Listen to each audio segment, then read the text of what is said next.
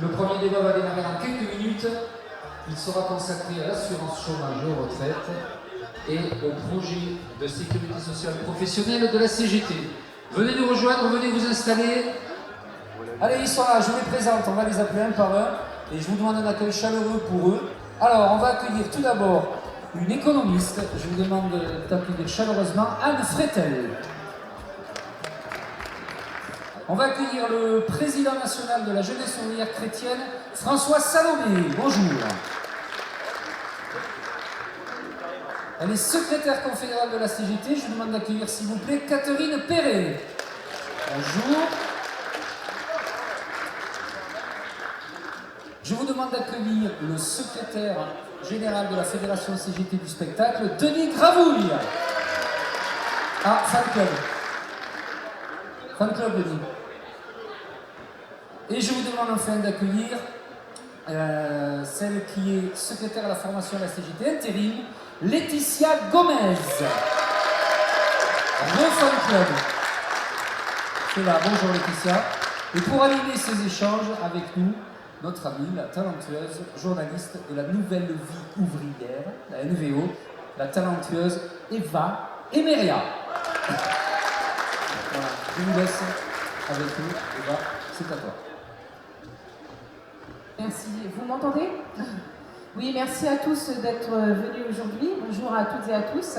Bienvenue au débat intitulé Retraite, assurance chômage contre la casse des droits, le projet CGT de sécurité sociale professionnelle. Alors, autour de la table, pour participer à ce débat, nous accueillons donc Anne Fretel, qui est économiste. Vous avez déjà été présenté, je complète. Vous êtes économiste atterré, donc chercheur au Clergé associé à l'IRES. Et vos domaines de spécialité sont l'histoire des idées en économie sociale et l'économie du travail et de l'emploi. Vous êtes maître de conférence à l'Université de Lille. Laetitia Gomez, vous êtes secrétaire à la formation syndicale de la CGT intérim. Je viens de l'apercevoir, je vous vois tous et en fait on va se tutoyer, je crois que ça va être plus simple. Donc ton organisation a participé aux négociations relatives à l'assurance chômage. François Salomé, tu es président de la JOC, la jeunesse ouvrière chrétienne, qui a coédité un ouvrage en début d'année intitulé La vie devant nous, récit de jeunes privés d'emploi. Catherine Perret, tu es membre du bureau confédéral de la CGT, en charge de l'épais dossier relatif à la protection sociale. Et enfin, Denis Gravouille, donc membre également de la direction confédérale de la CGT et secrétaire général de la Fédération du spectacle. Tu as également participé aux négociations assurance chômage. Alors avant de laisser la parole à nos invités, je vais juste vous préciser qu'on prévoira un temps d'échange avec la salle dans la dernière demi-heure afin que vous puissiez poser vos questions. Alors, pour venir dans le vif du sujet, mesure phare prévue dans le programme présidentiel d'Emmanuel Macron, la réforme de l'assurance chômage a été mise en œuvre au cours de l'année 2019, après l'échec des négociations entre organisations syndicales et patronales. L'État, et c'est une première, a repris la main sur ce dossier. 2 décrets ont été publiés en juillet dernier pour une mise en œuvre au 1er novembre prochain, donc c'est très bientôt, et au 1er avril. Des nouvelles dispositions qui prévoient, on le verra dans le détail avec nos invités, une réduction des droits pour les privés d'emploi, des mesures inédites de restriction à l'indemnisation, la dégressivité notamment pour les cadres et des sanctions qui étaient déjà, des mesures de contrôle renforcées qui étaient déjà prévues dans la loi Avenir professionnel. Alors il y a aussi quelques maigres plus, on en parlera aussi sur l'indemnisation des indépendants, des démissionnaires, et on verra tout ça avec nos invités. Alors Catherine, j'ouvre le bal avec toi. On va faire un petit pas de côté et on va évoquer les retraites. En amont de ce débat, c'est un autre dossier social tentaculaire. On assiste là aussi à un détricotage de notre modèle social. L'idée, c'est pas d'évoquer l'ensemble du dossier retraite. Peux-tu nous dire en quoi les attaques portées contre les privés d'emploi et celles portées sur les régimes de retraite ont un lien? Oui, bonjour à toutes et tous. On ne va pas évidemment évoquer tous les aspects du dossier retraite, mais il est forcément dans l'actualité, en particulier dans la mobilisation qu'on est en train de construire et qui a déjà démarré hier avec une grève massive des salariés de la RATP. Pourquoi c'est éminemment, lié Bien, c'est parce que ce projet de réforme universelle des retraites, il est complètement conçu comme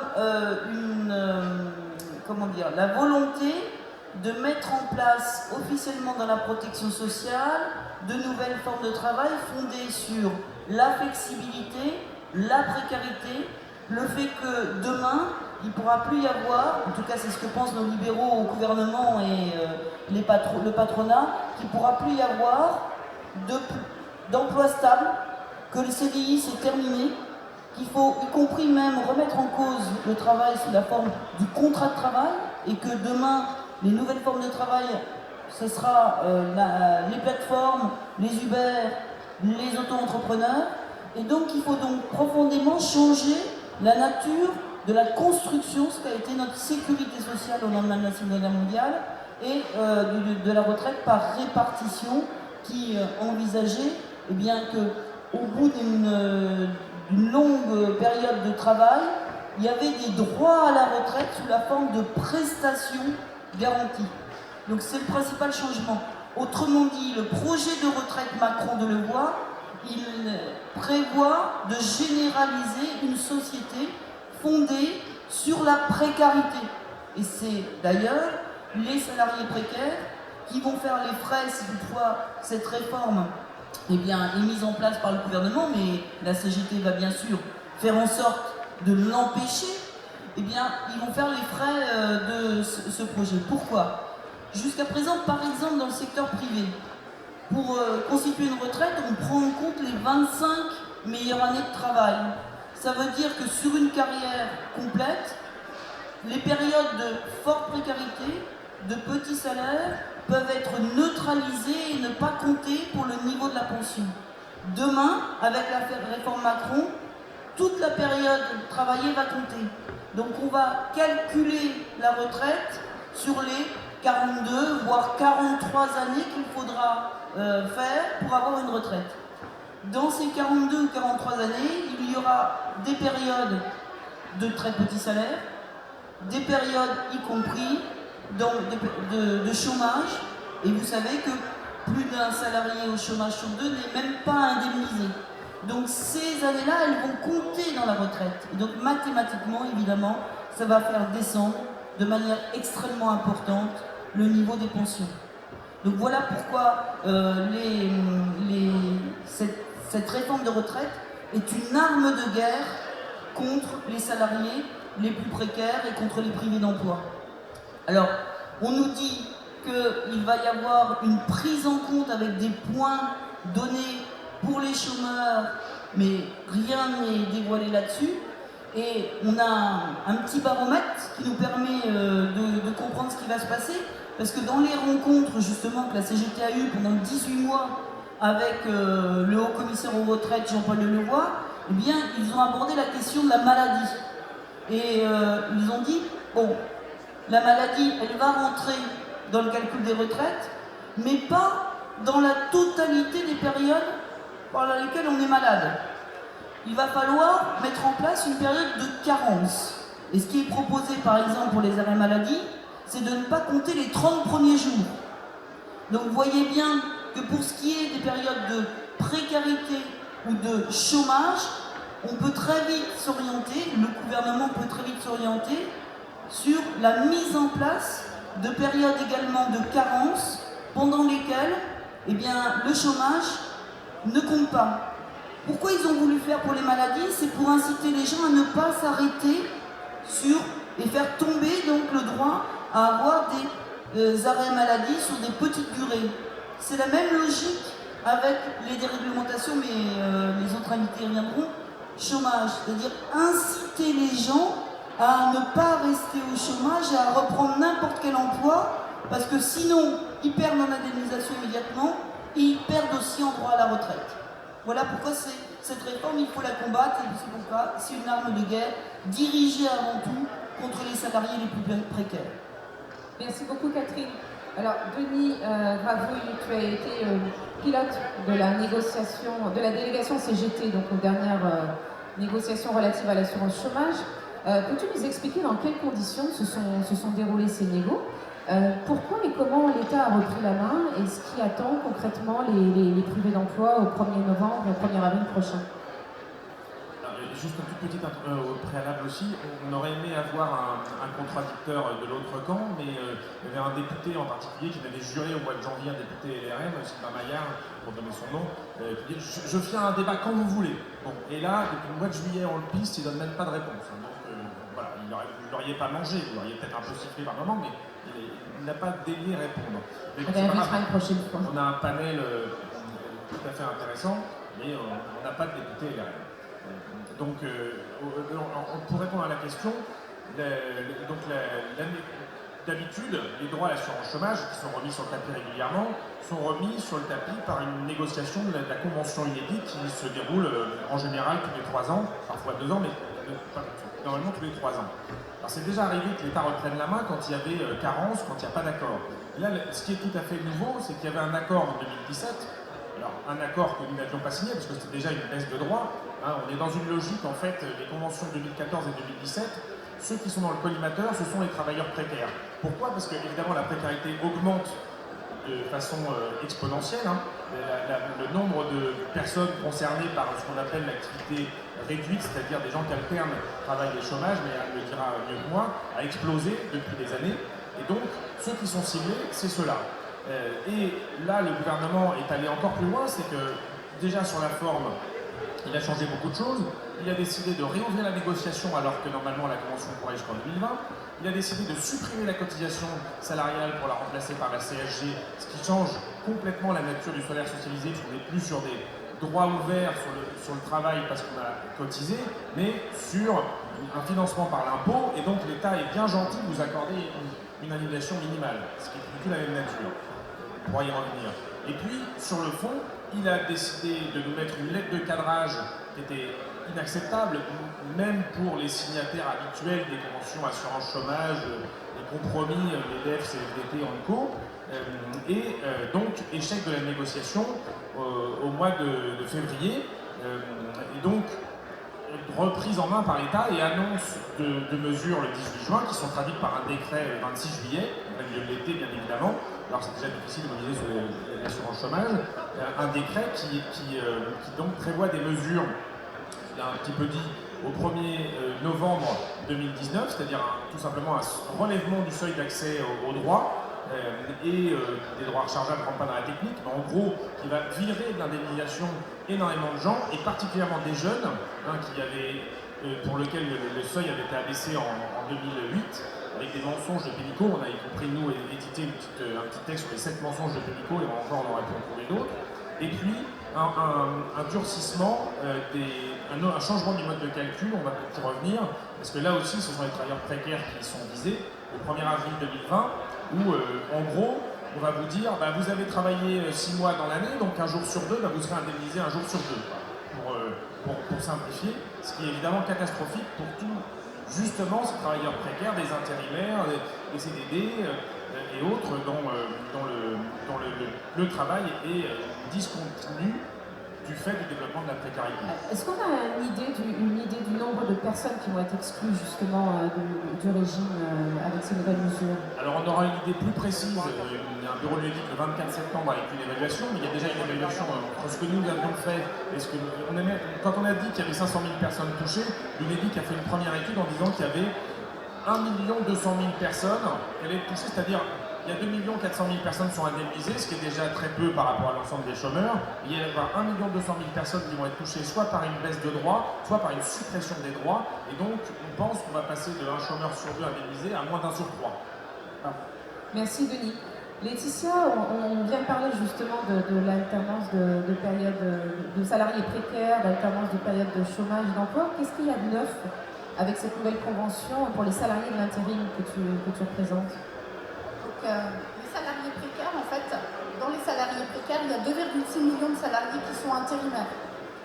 C'est les premiers salariés qui sont impactés en fait par la casse de l'assurance chômage, puisqu'aujourd'hui il faudra travailler 910 heures, soit à peu près 6 mois à temps plein, pour pouvoir ouvrir ses droits à l'assurance chômage. Ce n'était pas le cas jusqu'ici. Il fallait avoir travaillé moins, c'est ça? Avant, il fallait avoir travaillé 4 mois sur les 28 derniers mois.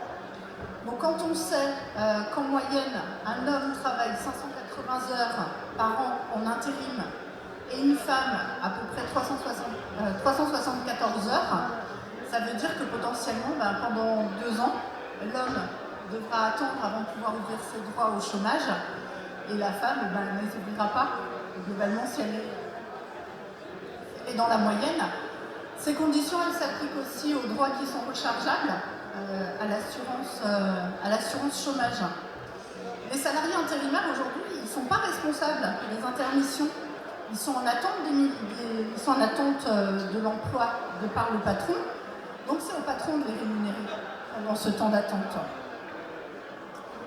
À la CGT intérim, en tous les cas, on considère que les salariés intérimaires, ils n'ont pas à aller au chômage. Il faut vraiment qu'il y ait un salaire complémentaire. Alors aujourd'hui, on arrive à avoir un contrat sur le CDI intérimaire. C'est un contrat qui a été mis en place pour que les salariés intérimaires soient plus dépendants de la production capitalistique, mais qu'ils doivent être payés même lorsqu'ils ne travaillent pas. Ils sont disponibles pour travailler, ils sont rémunérés. Alors c'est une réelle avancée aujourd'hui dans la branche, puisqu'il est proposé une garantie minimale mensuelle de rémunération qui est équivalente au SMIC lorsque le salarié est en attente d'une mission. Ce qu'on revendique aujourd'hui à la CGT intérim, c'est un vrai salaire de remplacement. Parce qu'un ouvrier qualifié qui travaille à 14 € de l'heure, s'il travaille tout le mois, il a un salaire qui correspond à sa qualification. S'il travaille 3 semaines dans le mois, il aura réalisé l'équivalent du SMIC. Donc la dernière semaine, c'est lui-même qui va se financer le chômage en fait, tout simplement, puisqu'il n'aura pas de complément. Et s'il ne travaille pas, il aura l'équivalent du SMIC qui ne correspond aujourd'hui pas du tout à sa qualification. La seconde avancée sur ce contrat-là, c'est que les salariés intérimaires, ils peuvent prendre des congés payés. Puisque lorsqu'ils sont en CDI intérimaire, ils posent leur congé payé, c'est plus une indemnité qui est payée à la fin de la mission. Alors bien entendu, il y a plein de désavantages aujourd'hui au CDI intérimaire, puisque le patronat vous force à avoir 3 métiers sur votre contrat et qu'il jongle lui-même sur ces 3 métiers pour vous proposer du travail, et ce, dans un rayon de 50 km autour de chez vous, sans pouvoir refuser la mission. Donc ça reste bien puisqu'on a avancé. On a un CDI intérimaire. Par contre, c'est perfectible encore et on y travaille. Notre branche aussi, et pour finir, c'est un laboratoire d'expérimentation pour le patronat et la CGT concernant la sécurité sociale professionnelle, puisque nos salariés intérimaires aujourd'hui bénéficient de droits portables et transposables sur la branche. Donc en matière de formation, en matière de mutuelle, en matière de prévoyance et en matière d'activité sociale. On a aussi ces droits portables sur les droits syndicaux.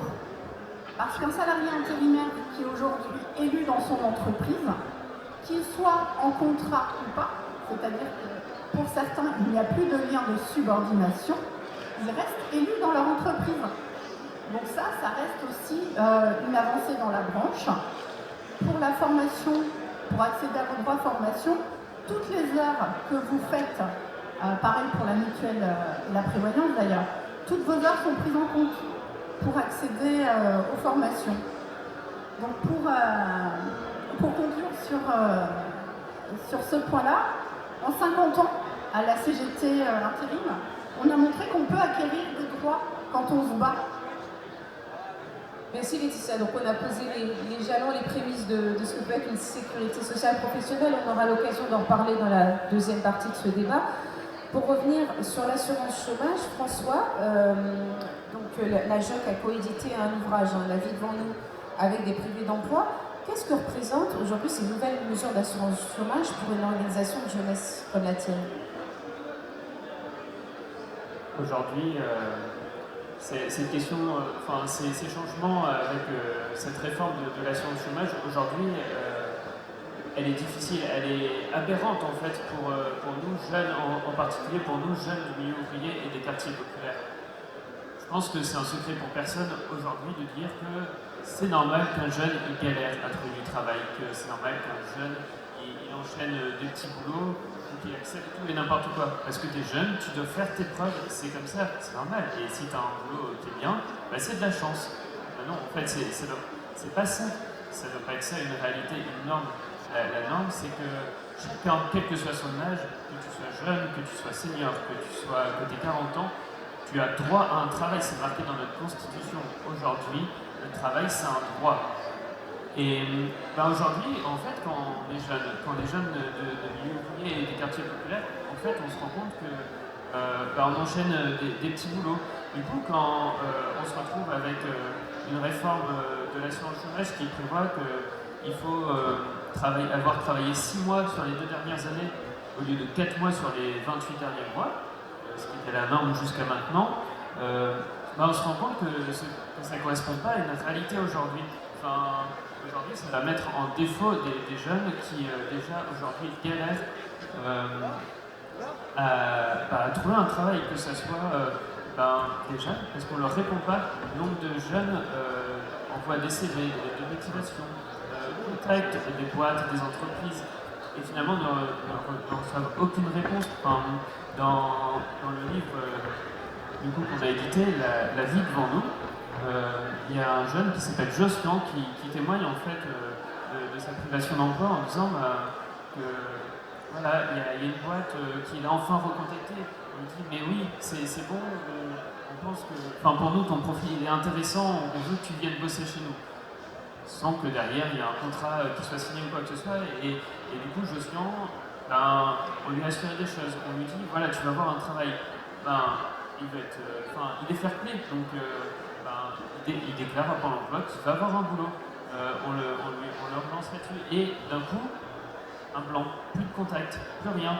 Puis un mois plus tard, on le relance en disant oui, désolé, mais on pense vraiment que ta candidature elle est intéressante. Et finalement, toujours rien. Aujourd'hui, c'est un jeune qui s'est retrouvé pendant 3 mois sans indemnité parce qu'il avait déclaré à Pôle emploi qu'il était pris. Parce que derrière, un employeur lui avait dit et oui, on le veut, sans que derrière quelque chose soit construit. Aujourd'hui, le nombre de situations sont identiques avec des jeunes qu'on balade avec des promesses. Et aujourd'hui, on tient tellement à avoir un travail quand les jeunes ouvriers qu'on galère, on a besoin d'argent pour prendre notre autonomie. Parce qu'on ne peut pas uniquement dépendre de nos parents, parfois on ne peut plus en dépendre. On passe plein de jeunes au sein de notre association qui aujourd'hui sont obligés d'accepter des petits boulots parce que derrière, leurs parents eux-mêmes ne peuvent pas subvenir à leurs besoins. On a aussi une grande difficulté aujourd'hui quand on est jeune, en fait, cette question de privation d'emploi, c'est une pression. Être privé d'emploi, c'est pas être en vacances, c'est pas du chômage en fait, comme on le dit. Le chômage, ça vient d'une période agricole, si on parle étymologie. Le chômage, c'est une période effectivement où on fait rien. Non, aujourd'hui, être au chômage, quand on dit être au chômage, on est privé d'emploi, on recherche du taf. Quand on est jeune, et sûrement pas que les jeunes, je pense, mais on envoie des CV, on essaye de se motiver, on passe des journées, on est recontacté par Pôle emploi parfois pour assister à comment on fait un CV une énième fois. Aujourd'hui, être privé d'emploi, en fait, c'est pas des vacances, c'est une vraie pression constante, une pression aussi qui est mise parfois involontairement par les proches, par l'entourage, par les potes. Comment aujourd'hui, quand tu es privé d'emploi, tu n'as pas forcément de revenus, comment tu peux aller passer du temps avec tes amis, avec ta famille, comment tu peux avoir du temps aussi pour t'épanouir. On ne construit pas notre vie juste pour être au travail. Le travail, c'est pas une finalité en soi. Peut-être pour conclure, il y a une vraie envie aujourd'hui des jeunes de travailler toujours, j'en profite, mais c'est assez fort. Il y a dans ce livre Mohamed qui témoigne, c'est un jeune qui est arrivé en France, qui est du coup un migrant, qui puis le droit à des aides, etc. Aujourd'hui, lui, ce qu'il veut, c'est un travail. Il veut à son tour pouvoir cotiser pour pouvoir aider d'autres jeunes qui, comme lui, ont été dans la galère. Il y a une vraie envie aujourd'hui des jeunes de travailler. Non, les jeunes ne sont pas des fainéants et des personnes qui ne savent pas ce qu'ils veulent. Aujourd'hui, les jeunes veulent travailler. Merci beaucoup François. Alors Anne, je me tourne vers toi, l'économiste, pour avoir une vision un peu globale des choses. De quoi cette politique vis-à-vis des privés d'emploi, alors on vient d'entendre François sur la souffrance de la jeunesse, de quoi cette politique vis-à-vis des privés d'emploi est-elle le nom et est-elle efficace? Parce qu'on a appris mi-août que le gouvernement s'est enorgueilli d'avoir le plus bas, lapsus, taux de chômage depuis 10 ans en France. C'est une politique efficace ou pas? Alors déjà, on voit très clairement que la réforme, les orientations qui ont été prises sont guidées par 3 éléments. Le premier élément, c'est clairement la volonté d'une reprise en main par l'État, Denis l'a dit, et donc c'est un changement fondamental de notre modèle de protection sociale, c'est-à-dire qu'on met de côté la gestion par les intéressés eux-mêmes, travailleurs et entreprises, qui était un des projets au fondement de la sécurité sociale porté par la ROC.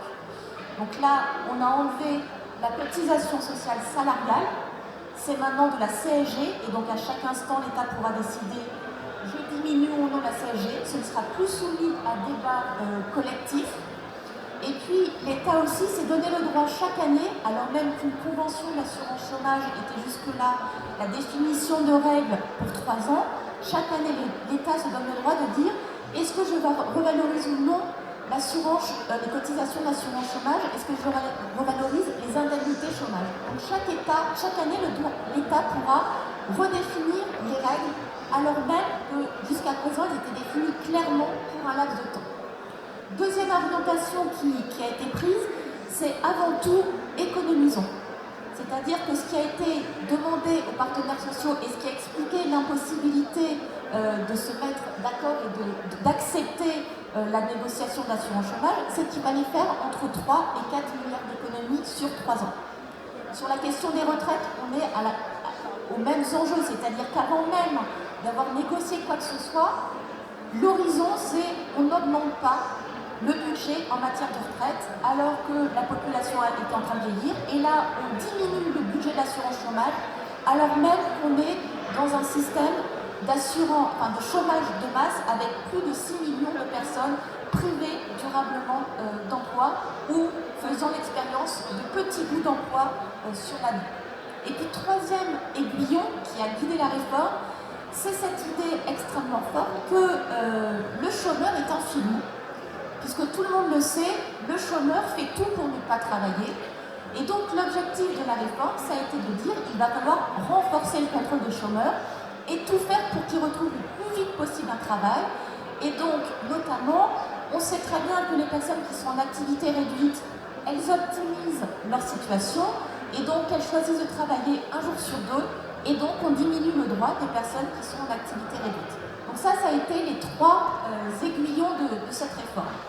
Alors, en termes d'efficacité, évidemment, tout dépend de ce qu'on appelle efficacité. Je suppose que pour le gouvernement, si l'efficacité, c'est la réduction du nombre d'indemnisés et la possibilité d'arriver à 4 milliards d'économies, on peut dire que cette réforme est efficace. Denis l'a dit, actuellement, il n'y a que 42% des chômeurs qui sont indemnisés. Et on estime que la réforme va réduire le droit d'indemnisation ou supprimer complètement l'indemnisation d'environ 1 million de chômeurs. Donc évidemment, de ce point de vue-là, la réforme est efficace. Si on considère au contraire que l'assurance chômage a une fonction contracyclique, que c'est le moyen d'assurer d'un point de vue économique un minimum de consommation, là ça veut dire que l'assurance chômage ne joue plus du tout son rôle et va au contraire aggraver les phases de récession et ne pas soutenir l'activité économique. De la même manière, si on considère que l'assurance chômage doit aider au retour à l'emploi des chômeurs, on sait que l'ensemble des mesures qui ont été prises, et notamment le renforcement des contrôles, a un effet contre-productif sur la possibilité de reprendre un emploi, notamment pour les personnes les moins qualifiées.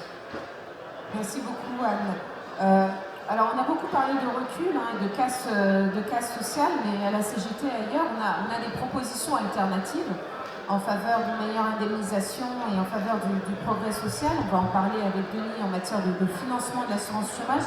Mais Catherine, je me tourne de nouveau vers toi. Est-ce que tu peux nous en dire plus sur le sujet? Oui, bien sûr. Juste avant, un petit rappel historique, parce que ce qui est au cœur de notre système, de notre modèle social depuis la Seconde Guerre mondiale, c'est effectivement la sécurité sociale qui repose sur le principe que chacun cotise selon ses moyens et reçoit selon ses besoins. Et la CGT n'est pas peu fière de rappeler qu'à l'origine de la création de cette sécurité sociale, il y a Ambroise Croizat qui était ministre du Travail, mais avant tout secrétaire général CGT des métallos.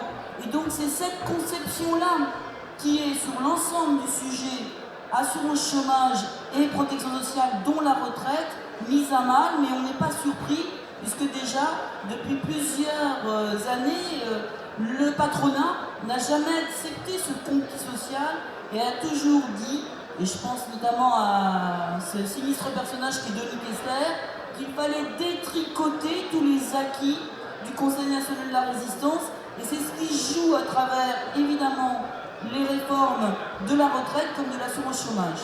Alors, on voit que c'est un projet contre projet. C'est un projet libéral très construit qui se joue ici, et nous, à la CGT, on doit avoir justement un contre-projet global et extrêmement construit. Et ce contre-projet, on l'a construit à travers la question de la sécurité sociale professionnelle et aussi de la sécurité sociale intégrale qui couvre les gens de la naissance à la mort, à la fois dans leur vie propre et dans leur vie professionnelle. Alors, sur le domaine, par exemple, de la retraite, nos adversaires, M. Delevoye, M. Macron, M. Philippe, et puis aussi Roux de Bézieux, du MEDEF, ils sont très fragiles quand on leur oppose le simple constat qu'ils veulent nous faire travailler plus longtemps, nous faire travailler jusqu'à 64 ou 65 ans, alors même que la majorité des salariés aujourd'hui de ce pays, à partir de 50 ans et de 55 ans, ne sont plus en emploi. Aujourd'hui, plus d'un salarié de plus de 55 ans sur deux est au chômage ou bien en invalidité ou en inaptitude, donc n'est plus en emploi. Ça pose la question de la continuité du contrat de travail et ça pose donc la question de ce que propose la CGT en matière de sécurité sociale professionnelle, c'est-à-dire la volonté de construire une continuité du contrat de travail, quelle que soit la situation que le salarié va rencontrer, une période notamment où il va changer d'emploi, se reconvertir, se former, changer de boîte, qu'il y ait une continuité du contrat de travail avec la continuité d'un revenu de remplacement qui soit assuré par le financement de l'employeur. Ça pose la question évidemment des dividendes et du fait que chaque salarié produit de la richesse et qu'il faut répartir mieux cette richesse produite entre le capital et le travail. N'oublions pas que ce rapport s'est inversé ces 10 dernières années au bénéfice du capital et ça pose la question aussi de l'utilité sociale de l'employeur et de l'entreprise. Donc nous posons la question de assurer une continuité du contrat de travail jusqu'à l'âge de 60 ans, âge à laquelle la CGT revendique que tout le monde puisse partir à la retraite. Et enfin, du côté, là on a pris l'exemple des gens de plus de 50 ans qui sont jetés hors du travail. D'ailleurs, ça n'est pas toutes les catégories, parce que toutes les catégories sont concernées, y compris l'encadrement, qui n'est pas mieux traité que les salariés, employés ou ouvriers, qui sont l'un comme l'autre jetés hors de l'emploi. Les cadres, ils sont jetés hors du travail parce qu'on considère, les employeurs considèrent qu'ils coûtent trop cher, que leur expérience, que leur qualification coûte trop cher. Donc tout ça, il faut l'inverser. Et puis de l'autre côté, les jeunes, et François l'a dit, les jeunes, ils rentrent de plus en plus tard sur le marché du travail, 23 ans dans un premier emploi, 27 ans dans un emploi stable sous la forme de l'équivalent d'un CDI par exemple. Et donc comment voulez-vous que si on rentre plus tard sur le marché du travail, si on en sort plus tôt parce que les employeurs nous foutent dehors ou parce qu'on est cassé par le travail aussi, eh bien on puisse demain avoir une retraite à 64 ou 65 ans qui permettent de vivre. Donc c'est ça qu'il faut changer. Et donc il faut aussi travailler sur la question de l'intégration, l'insertion des jeunes dans le travail plus rapidement, avec une reconnaissance de leur qualification, avec l'accès à un contrat de travail stable. Donc c'est là-dessus que nous travaillons à la CGT, c'est un projet de société, c'est un projet CGT de société, à l'image de ce qu'on a gagné au lendemain de la Seconde Guerre mondiale avec la sécurité sociale, mais dans un monde différent, dans un monde du XXIe siècle. Je rappelle quand même que c'est les militants CGT qui, les uns et les autres, ont créé les premières caisses de sécurité sociale. Hein. C'est grâce à l'engagement militant de ces camarades de la CGT que la sécurité sociale, après la publication des textes, a vu le jour concrètement dans chaque localité. Bah, c'est ce qu'il faut qu'on refasse, nous, demain, pour changer cette société. Alors, ça se fait tous les jours dans les entreprises, Laetitia l'a dit, tous les jours, en revendiquant justement l'embauche de salariés en précarité, en décomptant combien il faut d'emplois pour que telle ou telle entreprise puisse fonctionner. Je pense aussi aux services publics, pour que les missions de service public puissent se faire, par exemple, à l'hôpital, dans le secteur de la santé. Eh bien, en faisant ce travail de fourmi de militants dans l'entreprise, on crée concrètement des emplois stables qui construisent petit à petit notre sécurité sociale professionnelle. C'est pas une grande utopie, hein. Ça se construit comme des fourmis, petit pas et petit pas, par nos militants CGT, à partir de la boîte. Et c'est ça qu'il faut absolument insuffler. Ça nécessite évidemment qu'on soit plus nombreux à être organisés dans l'entreprise et à agir justement pour améliorer la stabilité de l'emploi de tous. Et donc on se tourne vers nos collègues précaires qui quelquefois sont un peu invisibles dans les entreprises. Parce qu'on considère qu'ils ne restent pas très longtemps, qu'ils n'ont pas beaucoup de droits, donc on ne les regarde pas. Il faut se tourner justement vers tous ces salariés précaires qui sont la force de demain et qui sont un moyen de construire une autre société, une société où l'humain va primer sur l'économique et sur la rentabilité et le capital. Merci Catherine. Mieux indemniser les privés d'emploi, ce n'est pas une utopie non plus. La CGT a apporté des propositions très concrètes en la matière, et notamment des pistes de financement lors des dernières négociations d'assurance chômage. Est-ce que tu peux nous en dire plus? Et juste pour parler d'emploi et en compléter aussi ce qui a été dit par Anne, je crois qu'il faut qu'on arrête de parler de taux de chômage, il faut parler de taux d'emploi. Le taux d'emploi, Catherine l'a cité, pour les seniors est déplorable. Le taux d'emploi stable pour les jeunes est absolument déplorable puisqu'il faut des années pour accéder au premier emploi stable. Et donc la question, c'est qu'il faut regarder les polémiques qu'il y a sur le taux de chômage, les statistiques données par Pôle emploi ou les statistiques de sens d'utilité, ça sert à masquer un taux d'emploi qui est déplorable, et c'est ça qu'il faut qu'on revendique. Évidemment, tout le monde revendique un emploi stable, et tout le monde revendique aussi le droit à changer d'emploi, c'est aussi un sujet, donc du coup on peut travailler sur ces questions-là. Alors, sur la grande question par rapport à nos propositions, c'est justement la lutte contre la précarité. Ça a été exactement ce qu'elle nous a porté dans les négociations assurance chômage, en particulier le recours aux emplois précaires par les employeurs qui a donc explosé. Alors, il se trouve que moi je viens d'un secteur dans lequel une bonne partie de la profession sont des intermittents du spectacle, les artistes et techniciens intermittents du spectacle, donc les questions de précarité tout au long de la vie, on connaît comme nos camarades de l'intérim et comme d'autres camarades trouvés d'emploi qui distribuent notamment des solutions du SMIC. On a une question, c'est qu'il faut revendiquer des droits et puis il faut lutter contre les abus de recours à la précarité qui sont légion. On a une explosion des contrats courts de plus en plus courts. Le patron du MEDEF, à Route Bézieux, à Matignon, le 18 juin, a dit oui, mais quand même, nous, on est quand même. Regardez, le Royaume-Uni, ils ont les contrats 0 heure, on n'en est pas encore là, alors soyez contents, quoi. Il l'a dit comme ça devant le Premier ministre et devant Pénicaud. Et ils ont refusé, et c'est ce qui explique l'échec des négociations, par exemple, en 2016, et en partie l'échec des négociations au mois de février, en plus de cadrage inacceptable, c'est le refus de renoncer au développement de la précarité donc non seulement à la précarité, mais même à son développement. Et donc, c'est là-dessus qu'il faut lutter. Donc, il faut faire appliquer le droit du travail, il faut continuer à le renforcer, au contraire de ce qui a été fait dans les ordonnances, où on développe la précarité.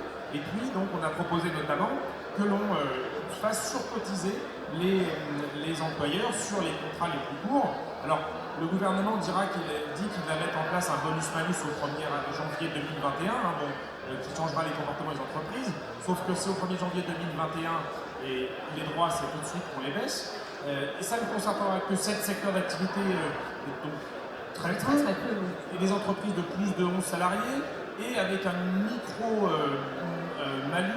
de 1 point de la cotisation, qui par ailleurs sera compensé par une baisse pour d'autres entreprises. Donc ça n'aura aucun effet, voire même certains sociologues, Mathieu Grégoire, qu'on avait invité l'année dernière à un débat ici, pointe le fait qu'il y a un danger, c'est qu'il peut y avoir un chantage à l'emploi, puisque les employeurs seront taxés, seront amenés à surcotiser si les personnes s'inscrivent à Pôle emploi et ont une indemnisation. Donc il va y avoir un chantage comme il existe par exemple sur les accidents du travail et la vie professionnelle en disant ne t'inscris pas parce que sinon tu ne travailles pas avec moi, ça va me coûter une surcotisation. Bon, c'est possible en tout cas. Dans tous les cas, ce qu'il faut changer, et c'est certainement pas avec ces mesures-là qu'on va y arriver, c'est la précarité. Donc nous on avait proposé de partir sur plusieurs axes. Donc une surcotisation nettement générale et sur tous les employeurs qui utilisent la précarité, une lutte pour l'application du droit et le droit à un emploi pérenne partout où c'est l'activité pérenne et permanente. Et puis par ailleurs, dans les nouvelles recettes, déjà, comme sur les retraites, un sujet sur l'égalité femmes-hommes, puisque comme sur les retraites, s'il n'y avait pas l'écart de 27 à 30% de salaire entre hommes et femmes, eh ben on aurait 1 milliard de plus par an pour l'assurance chômage. Donc dès maintenant, ça c'est très possible. Et puis des recettes en déplafonnant les cotisations sur les très hauts cadres. On avait calculé que rien que de passer de doubler le plafond sur les cadres donc, qui gagnent plus que 13 500 €, c'est-à-dire les 133 000 plus hauts salaires de France, c'est-à-dire ceux qui dirigent les entreprises du MEDEF, pour dire les choses clairement. Évidemment, ils n'ont pas voulu. On pouvait déjà rapporter pas loin de 800 millions d'euros par an pour l'assurance chômage. Donc, plutôt que de faire des économies sur les plus précaires et sur un peu tout le monde, puisque les cadres sont concernés par une dégressivité à partir de 4 500 € par mois, on avait la moyen de développer de nouvelles recettes. Mais là, c'est effectivement là où on a deux projets différents. Un projet avec une mutualisation du risque et un financement sur le salaire socialisé.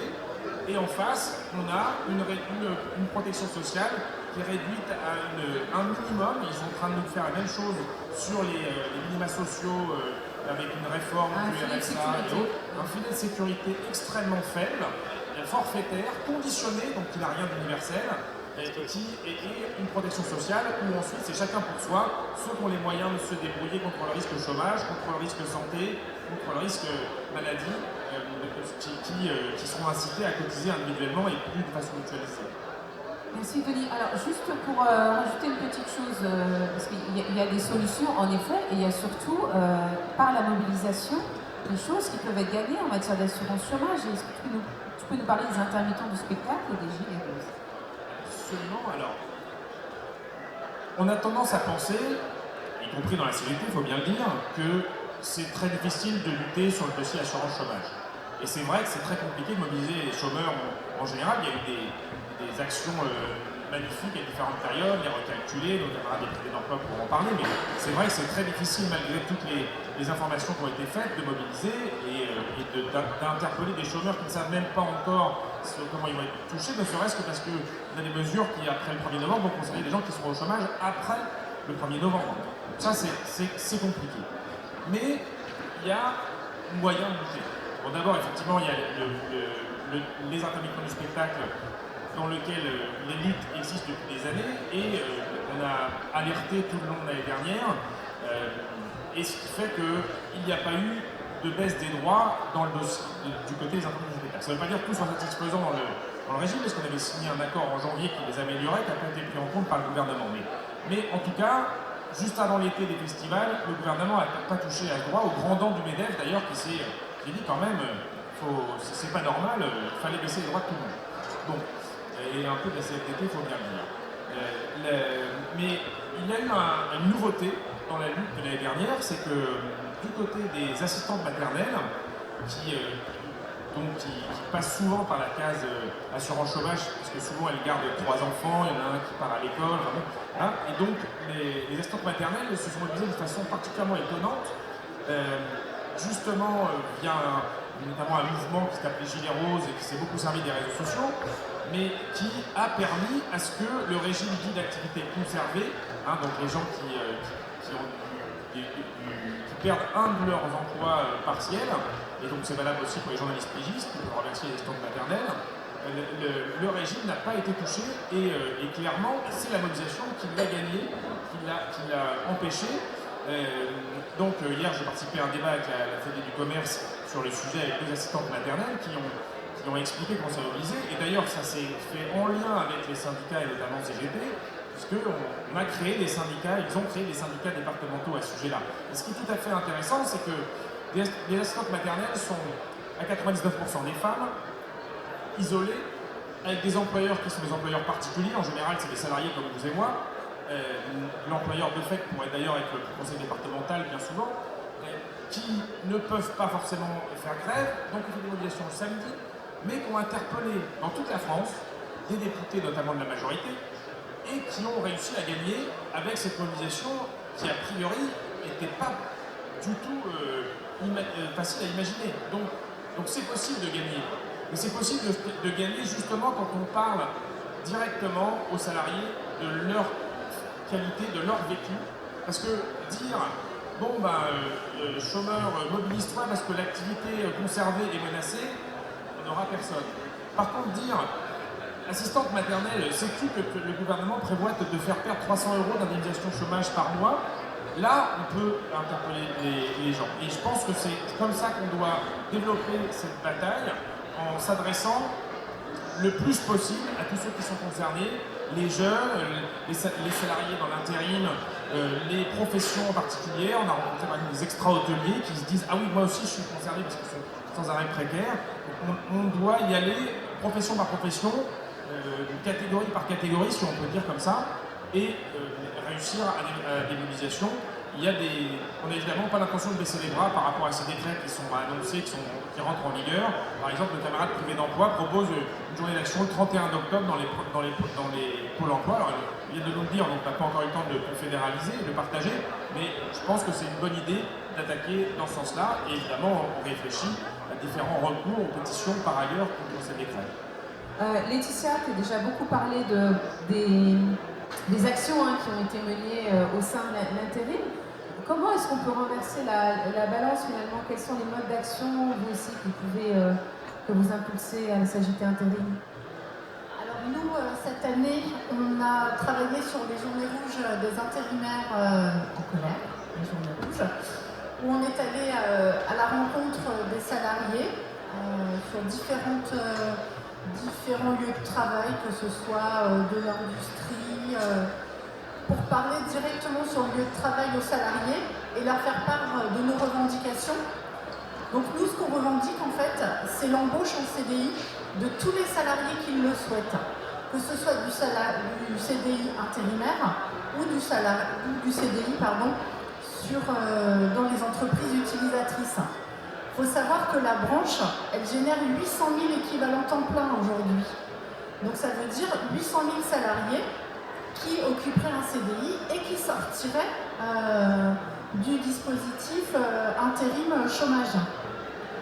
Donc pour ces salariés qui seraient en CDI intérimaire, on veut la reconnaissance d'un vrai statut du salarié en CDI, ce qui n'est pas le cas aujourd'hui. Un salaire de remplacement et plus une garantie minimale de rémunération comme il y a aujourd'hui. Quand on a une qualification, on doit être payé tout le mois à sa qualification. On souhaite, alors évidemment, ce qu'on revendique, c'est la reconnaissance de la qualification et non plus des compétences, des savoir-faire et des savoir-être. Pour cela, il faut que les salariés intérimaires aient accès à un déroulement de carrière correct, comme tout autre salarié qui est en poste et qui bénéficie d'un contrat stable. La reconnaissance de l'ancienneté, On a des salariés aujourd'hui, ça fait 30 ans qu'ils sont salariés intérimaires et on n'a aucune reconnaissance de l'ancienneté. C'est-à-dire qu'ils finissent leur mission et ils recommencent à zéro en fait. Donc ça c'est inacceptable.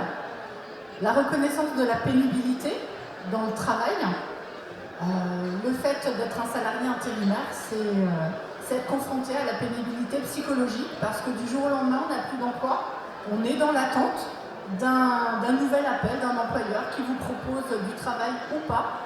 Et ça, c'est difficile à gérer. Et bien entendu, pour les salariés qui resteraient intérimaires, l'augmentation des indemnités de fin de mission à 20%, ce qui permettrait d'être une mesure qui combattrait en fait la précarité. Merci beaucoup Laetitia. Une petite question à François avant de passer la parole à Anne pour ramasser tout ça. François, on a parlé de propositions de financement notamment, mais projet de société aussi finalement. Qu'est-ce que ça t'inspire pour une organisation de jeunesse comme la tienne? Quelles solutions vous prenez à la JOC? Il y a un peu comme déjà j'ai pu en parler, il y a déjà une question de comment on définit en fait aujourd'hui ces personnes qui sont en dehors, qui ne sont pas à l'emploi. Aujourd'hui, à la JOC, on milite depuis 2 ans pour faire reconnaître le terme privé d'emploi. Parce que, ce que je disais, on a une constitution qui nous dit dans son préambule que chaque personne a droit au travail. Et aujourd'hui, il y a de plus en plus une communication sur mais oui, les chômeurs profitent du système. Oui, être chômeur, c'est ne pas travailler, c'est presque des vacances. Aujourd'hui, il faut aussi se prendre la question au-delà de grandes décisions politiques, peut-être de chiffres ou des choses comme ça. Il y a une question de comment on situe ces personnes, comment on situe les personnes qui sont privées d'emploi.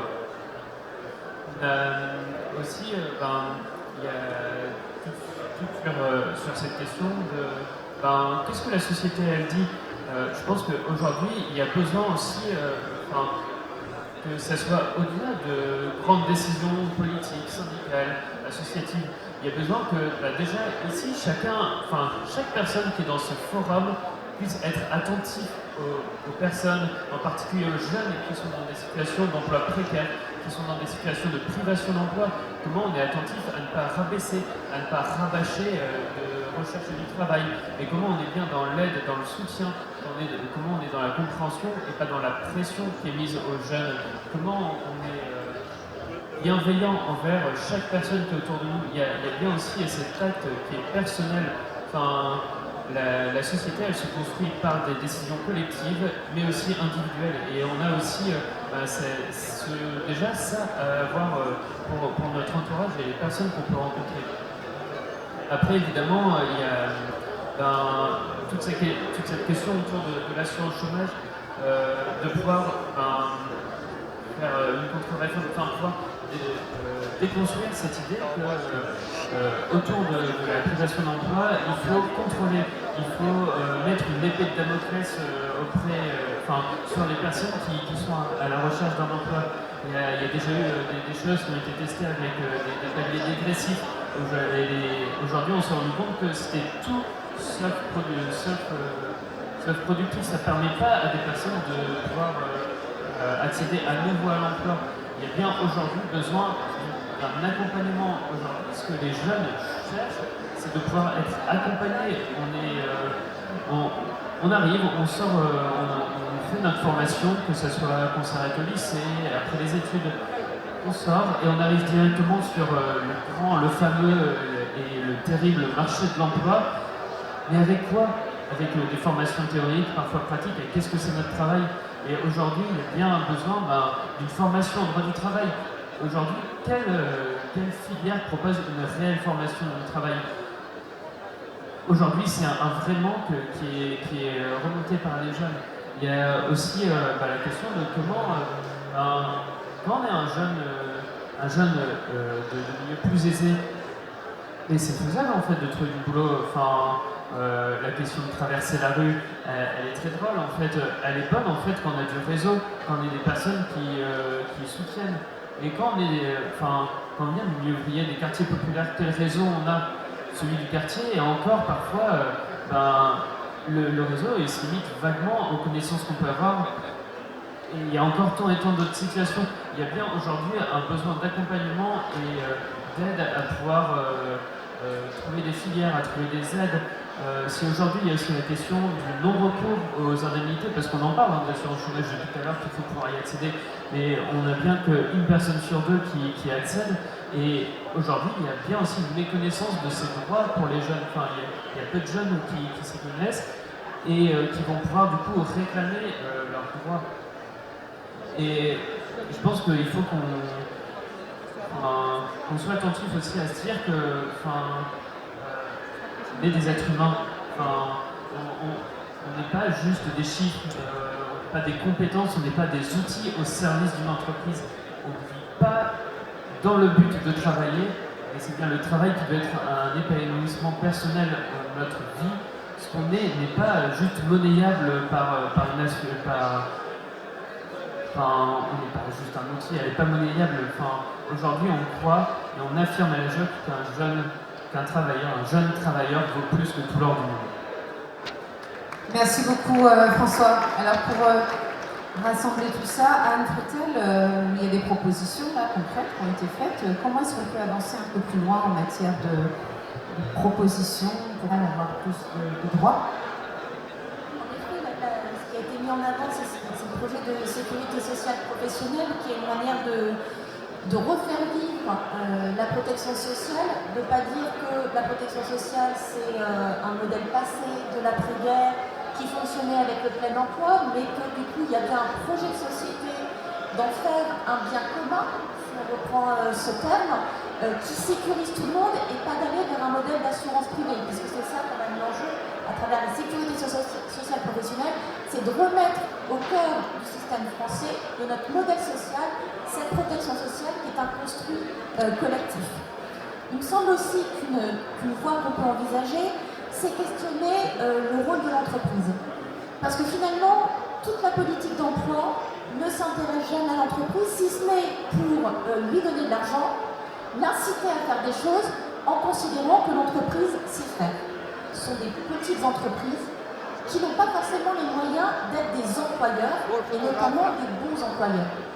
Et donc la sécurisation des parcours professionnels, ça passe aussi par une sécurisation au moment où on est en emploi, pouvoir être dans un collectif de travail qui soit protecteur, qui n'use pas, permettre d'avoir accès à des formations, parce que le principal problème quand on se retrouve au chômage et qu'on n'a pas eu d'accès à des formations quand on était en emploi, tous ces éléments-là supposent que l'on puisse aider l'entreprise à être employeur. Et sans doute un des enjeux de la politique d'emploi, c'est pas de travailler à l'employabilité telle qu'on l'entend, chômeur, formez-vous, prenez-vous en main, mais plutôt de travailler sur l'employeurabilité, donc accompagner l'entreprise pour l'aider à être un employeur qui va sécuriser, notamment en interne, les trajectoires professionnelles. Merci beaucoup Anne. Y a-t-il des questions dans la salle? Oui. Alors il y a une remarque. Que vous nous présenter? Oui, alors je suis pigiste depuis 15 ans et assez heureuse d'être pigiste. Voilà, moi je veux dire la souplesse que ça me permet, enfin j'aime ça quoi. Donc j'aime le côté freelance, etc. Maintenant j'aimerais justement que ce soit plus sécurisé. En fait on est hyper précaire et ça me saoule parce qu'en fait je sais pas, je gagne bien ma vie, j'y arrive pas mal et on est dans un collectif de journalistes où on est tous dans ce cas-là. Mais sauf qu'on n'est pas du tout, je veux dire, on demande un congé mat, c'est une galère, pour le calcul de la retraite, c'est une galère. Je sais pas, on est malade, c'est une galère. J'ai une amie qui a eu un cancer et qui n'a pas fait valoir ses droits à la maladie parce que c'est une grosse galère. Et voilà, je me dis, est-ce que justement, enfin je sais pas si c'est ce dont vous parliez quand vous parliez de sécurité sociale professionnelle, justement, est-ce qu'on ne pourrait pas réinventer ce modèle de société où il y a des gens qui aiment bien être souples, peut-être que des gens aiment bien être intérimaires, mais qui voudraient une sorte de garantie. Est-ce qu'il n'y aurait pas moyen de travailler sur ces nouveaux emplois, justement, peut-être en taxant plus les entreprises qui ont besoin de travailleurs plus souples. Voilà, merci. Merci Anne-Laure, vous pour répondre. Donc, un statut de pigiste qui est apprécié finalement, mais avec... alors c'est pigiste, tu es salarié, Oui, oui, Ouais. c'est important de le préciser parce que c'est déjà un conquis que les journalistes ont pu avoir. Sauf que, donc je précise un truc, on est salarié, mais en fait, donc en théorie, ça nous donne droit à plein de trucs, en pratique, c'est super galère, en fait. C'est dans la pratique que le bas blesse, et notamment aussi, donc pour ce que tu expliquais au départ, pour faire valoir déjà dans un premier temps, ne serait-ce que tes droits à l'assurance chômage. Il se trouve que donc, je suis de la famille du spectacle, donc comme les intermittents du spectacle on connaît bien. La question, alors il y a plusieurs questions dans ce que vous dites, qui est tout à fait juste, c'est que on peut comprendre qu'on revendique la liberté dans le travail. D'ailleurs, qu'on est en CDI aussi, hein, on n'est pas obligé d'être soumis à l'obligation de ne pas pouvoir changer d'entreprise, par exemple, et de perdre tous ses droits. C'est normal d'avoir envie de bouger, de faire bien son travail et de le faire parfois en changeant. Et en l'occurrence, pour un certain nombre de professions, comme la vôtre, comme les artistes et techniciens intervenants du spectacle, mais c'est valable aussi pour des personnes qui sont à intérim ou autres, on le retrouve dans d'autres professions, il y a des gens qui veulent décider de leur travail, et je pense que c'est même la majorité des gens qui veulent décider de leur travail, et qui ont des choses à dire sur leur travail, tout en ayant le droit à la souplesse, mais en ne voulant pas de la précarité. Parce que chez les intermittents du spectacle, comme chez les journalistes pigistes, ce qui est insupportable, c'est l'incertitude tout au long de l'année, le long des carrières. Les carrières des intermittents du spectacle qu'on traite de privilégiés, déjà avec des revenus qui sont en moyenne, pour les artistes par exemple, de 10 000 € par an pour ce qui est des revenus salariaux, hein, donc c'est même pas le SMIC. C'est aussi des durées de carrière de 9 ans pour les hommes et de 6 ans pour les femmes. Voilà, donc ça donne... donc oui, il y a des moyens de faire des propositions et d'y aller. D'ailleurs, ça a été évoqué par Laetitia pour les intérimaires, on a mutualisé les droits pour l'accès à la formation. Il a fallu se battre encore dans la réforme, et Catherine connaît bien le sujet, pour garder ces droits mutualisés, même si on était amoindris, et d'ailleurs, dans certains niveaux, pour les intermittents, il y a eu des pertes, mais on a inventé les droits mutualisés qui sont attachés à la personne, et non plus au fait qu'on a un contrat de travail, surtout quand ils sont très courts. Donc ça, c'est les droits mutualisés. La sécurité sociale, il faut aller jusqu'au bout de la sécurité sociale intégrale, et en particulier, non seulement il faut améliorer les garanties, un des éléments, on n'est pas peu fiers de le rappeler, de la bataille, la suite de la bataille 2014-2016 pour les intermittents, c'est que le seuil d'accès aux droits à la sécurité sociale a été abaissé. Ça faisait longtemps que la CGT le revendiquait, et dans les annonces qu'avait fait le Premier ministre de l'époque, un certain Manuel Valls, il y a eu l'abaissement de 25% du seuil d'accès aux indemnités journalières. Ce qui était déjà un progrès parce que ça a permis d'accéder au congé maternité en particulier, c'était beaucoup le combat des maternitantes, d'accéder au congé maternité ou d'accéder aux indemnités sécu, mais c'était pas que pour les gens du spectacle, c'était pour tous les précaires, et ça c'était d'où l'idée de se battre tous ensemble. Et puis, je vais vite, je ne peux pas tout répondre, mais ça m'intéresse particulièrement la question des journalistes pigistes parce que c'est une vraie question sur ces batailles-là. Il y a une question que vous avez posée d'emblée et qu'a évoqué François, c'est la question du non-recours au droit. Et le non-recours au droit, il est organisé par des gens qui ne veulent pas qu'on y ait accès. Et on a rencontré une jeune femme, Magali Traoré, qui a travaillé sur les freins au non-recours au droit, spécifiquement sur l'assurance chômage. Nous n'avons jamais, par exemple, pu obtenir une étude sur le non-recours au droit auprès de Pôle emploi ou du LEDIC. Je siège pour la CGT au bureau du LEDIC, alors qu'elle existe timidement à la Sécu et sur le RSA. Et encore, il y aurait plein de choses à dire. Et ça n'a pas levé tous les freins. Mais à l'assurance chômage, jamais ils ont voulu entendre parler de ça. Alors il se trouve qu'il y a un député, Pierre Daréville, PC, issu de la JOC, qui a réussi à faire mettre dans l'immonde projet de loi de l'année dernière sur l'assurance chômage l'obligation pour le Parlement d'avoir une étude sur le non-recours au droit à l'assurance chômage. L'article 62 de la loi, on l'y avait soufflé et c'est passé en commission. Je suis d'ailleurs surpris qu'ils aient réussi à le glisser, mais ça doit faire partie des machins qui lâchent une fois de temps en temps. En tout cas, on ne va pas le lâcher, parce que ça, c'est extrêmement important. Et on pourrait citer multiples exemples, mais le non-recours au droit, je vais vous en donner un, organisé par l'assurance chômage. En 2014, la Convention 2014 avait instauré des droits chargeables non épuisables, donc c'était une catastrophe pour des gens qui se retrouvaient avec des allocations très petites, par exemple, et qu'on ne voulait pas recalculer quand ils avaient eu des périodes de travail avec un meilleur salaire. On a obtenu à l'époque que l'on révise la Convention, ce qui a permis de résoudre la majeure partie des problèmes, mais dès le début, ils ont mis, plutôt que de rétablir la réglementation antérieure sur le sujet, ils ont mis ce qu'ils appellent un droit d'option, où le salarié inscrit au chômage reçoit un courrier où il a 3 semaines pour se décider entre savoir ce qu'il abandonne comme droit, ce qu'il choisit entre les deux.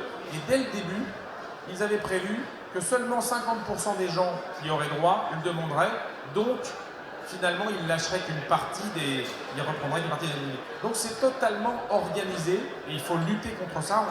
On a un plan d'action sur le sujet et c'est valable dans l'ensemble de la sécurité sociale ou sur la prestation sociale. C'est valable notamment, et je termine là-dessus, sur bientôt ce qu'ils veulent appeler la lutte contre la pauvreté, le revenu universel d'activité, où derrière ça, il y a une volonté de réduire les prestations sociales et de les conditionner et donc d'organiser les choses, notamment les conditionner comme pour l'assurance chômage à l'acceptation d'offres d'emploi raisonnables, soi-disant raisonnables, c'est-à-dire la pression, l'obligation en fait d'accepter les petits boulots dégradés, puisque c'est à ça que ça sert, c'est de pousser les gens à accepter des emplois précaires, à avoir une structuration de l'emploi qui soit de l'emploi n'importe comment, ça fait baisser le taux de chômage au sens du BIT, mais on se fout de la qualité du travail qu'il y a derrière, il faut être compétitif. Merci Denis. Y a-t-il d'autres questions? Oui, monsieur. Bonsoir. Bonjour. On vous reprendra tout. On vous reprendra tout. C'est ce qu'ont dit les patrons à la fin des négociations lorsque la sécurité sociale était créée. Et un des hommes qui a tué la sécurité sociale s'appelle Georges Pompidou avec ses ordonnances en 1967 qui a cassé la gestion de la sécurité sociale et petit à petit l'introduction de l'État et l'introduction du gouvernement dans la gestion de la sécurité sociale. Je pense qu'aujourd'hui, un thème fort apporté par la CGT serait effectivement la sécurité sociale professionnelle, c'est une bonne chose, mais je pense qu'il faut se battre et avoir cette obligation de devoir de mémoire, ce devoir d'histoire de la sécurité sociale, qui était un vrai acquis, un vrai conquis pour tous les travailleurs en France. Et c'est vrai que c'était aussi une vraie force pour tous les salariés, parce que le budget de la sécurité sociale, c'est l'équivalent du budget de la nation. Et là, il y avait une vraie force. Et c'est vrai que Pompidou, avec De Gaulle, ont voulu, évidemment avec les patrons derrière, bien reprendre par tranche fine ou par tranche épaisse.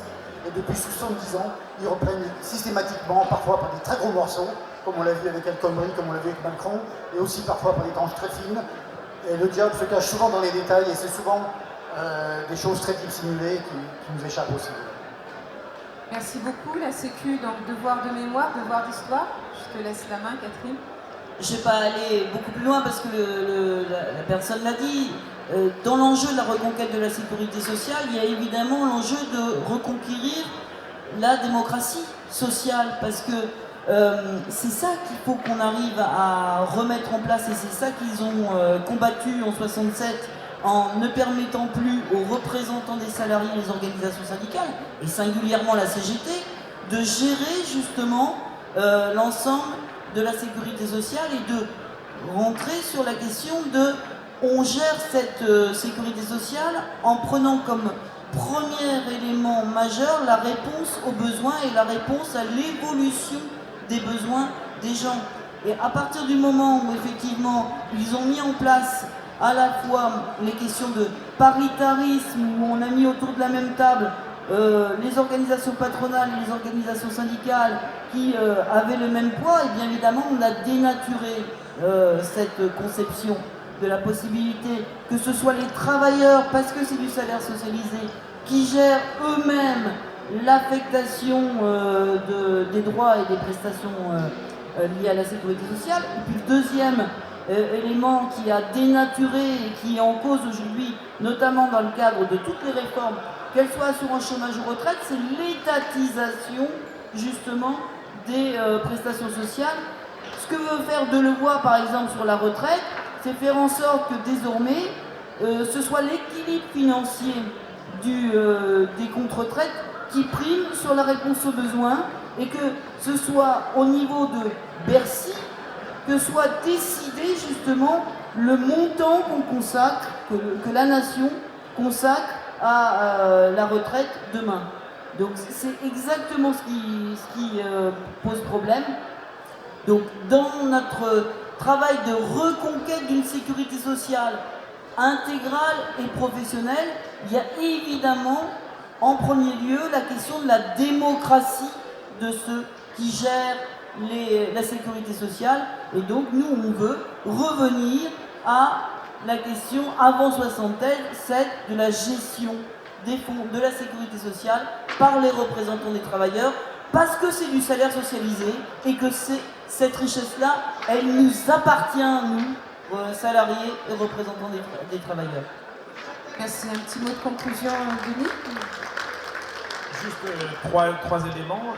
Un, au passage, alors l'UNEDIC a été créé en 58 hors de la sécurité sociale, mais là, on va se retrouver à avoir un patronat qui veut carrément plus de l'UNEDIC.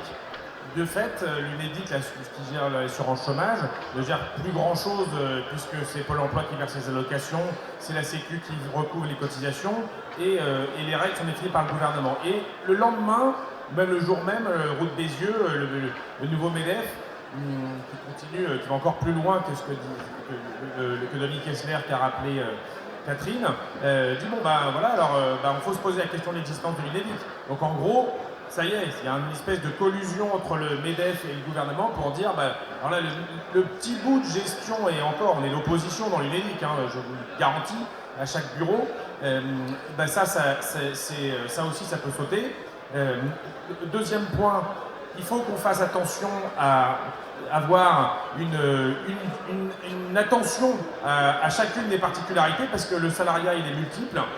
Dans le domaine du spectacle, ça a été rappelé par Laetitia pour l'intérim, dans le domaine du spectacle, c'est pareil. Quand par exemple, on liquide des retraites, heureusement qu'il y a des guichets professionnels qui savent tenir compte de 40 ans de carrière avec 30 employeurs ou 40 chaque année. Et donc ça, c'est des sujets, il faut avoir suffisamment de monde derrière les guichets qui connaissent, qui soient formés, c'est ce que revendiquent nos camarades dans les organismes sociaux, plutôt que d'avoir un algorithme qui va tout traiter et qui va tout uniformiser au passage en supprimant des emplois dans toutes les institutions de protection sociale ou même dans les emplois publics. Et puis, dernière chose, évidemment, tout ça va dans le sens de l'individualisation et de la sortie des droits mutualisés, y compris de la sortie du code du travail, puisqu'on amène les gens à se débrouiller tout seuls, comme auto-entrepreneurs, à se débrouiller tout seuls, et donc pas un auto-entrepreneur, bon exemple, n'a pas de droit à l'assurance chômage. Alors il y en a un petit bout qui a été mis dans le truc, dans la loi qui est censée rentrer en vigueur au 1er novembre, mais bien évidemment, c'est non seulement c'est un alibi, mais c'est le doigt dans la porte du modèle qu'ils veulent faire, d'une assurance chômage qui serait limitée à 6 mois et forfaitaire, le modèle au Royaume-Uni, et c'est ce qu'ils sont en train c'est l'horizon qu'ils ont eux. Donc nous, il faut qu'on ait un autre horizon, celui de la sécurité sociale professionnelle, qu'il faut continuer à débattre et à proposer pour regagner des droits. Et les rapports de force le permettent. Ne partons pas battus, pas plus sur l'assurance chômage que sur le reste. On peut leur faire peur. Merci beaucoup, Denis. Alors, c'est hélas venu le temps de nous quitter. Il me reste à vous remercier chaleureusement d'être venu assister à ce débat, à remercier nos invités. Je vous invite également à venir acheter le dernier numéro de la NVO qui consacre donc un dossier au chômage, à l'assurance chômage et aux retraites. Et puis pour ceux qui ne le sont pas encore, je vous invite aussi à vous syndiquer à la CGT, comme ça vous pourrez également recevoir le magazine La CGT Ensemble que je représente. Merci beaucoup, au revoir. Et pour finir, moi je vous invite à lire la Mèche Mag qui reprend les thèmes d'aujourd'hui. Un grand merci à nos invités. Merci à Eva qui a animé ce débat. On va se retrouver tout à l'heure à 13h15. 13h15, c'est le prochain débat du Forum social. Il sera consacré au service public dans les transports.